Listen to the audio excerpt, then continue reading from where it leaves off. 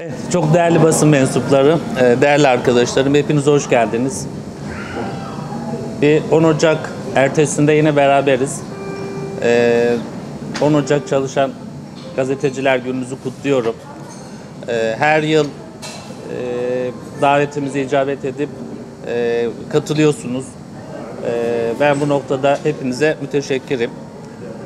Yaptığımız iş itibariyle basınla sendikacılık bir yönüyle de toplumda bir denge mekanizması oluşturan, toplumun problemlerini öne çıkaran, bir ayna tutan, bir ışık tutan görevi ifa ediyoruz beraber. Biliyorsunuz bu hafta birinci dönemin son haftası.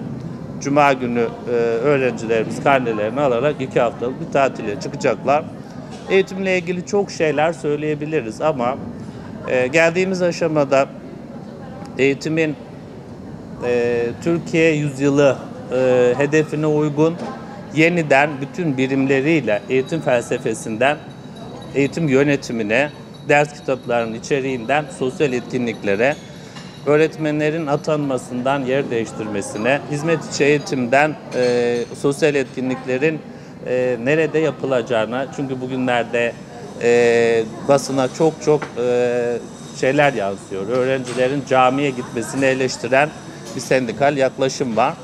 Onun için biz eğitimi öğrencilerimize Batı karşısında ezik olmayacak, özgüveni yüksek, Türkiye'nin geldiği aşamayı özümsemiş, kendi milletinin değerlerine saygı duyan, kendi köklü tarihinden beslenen, dünyadaki gelişmeleri takip eden, milli ve manevi değerlere saygı duyan gençler yetiştirmemiz lazım diye yeniden tanımlayıp yeniden konumlandırmamız lazım. Seçmeli derslerle ilgili duyarlılığımız dönem dönem düşüyor ülkemizde. Bu çok önemli.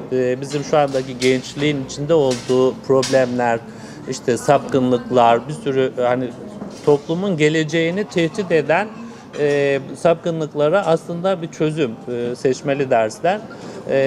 Batı'nın, emperyalist ülkelerin bizim neslimizi, geleceğimizi hedef alan mihrakların, özel fonlanmış kurumların çalışmalarına karşı duracağımız en önemli silahımız. Bu noktada biz bunları özendiriyoruz. Özellikle camiamızın bütün kurumları, özellikle bu derslerin tanıtımı, idarecilerimiz, öğretmenlerimiz, bütün eğitim yönetimi kadrosu ve bütün arkadaşlarımıza bunu özendirin, önderlik edin, sahip çıkın, inisiyatif alın diye bir çabanın içerisindeyiz. Burası Müslüman bir ülke. Burada yetişen çocuklarımız dinini, camisini, Kur'an'ını, manevi değerlerini öğrenmesi lazım. Bu okullarda öğrenmesi lazım.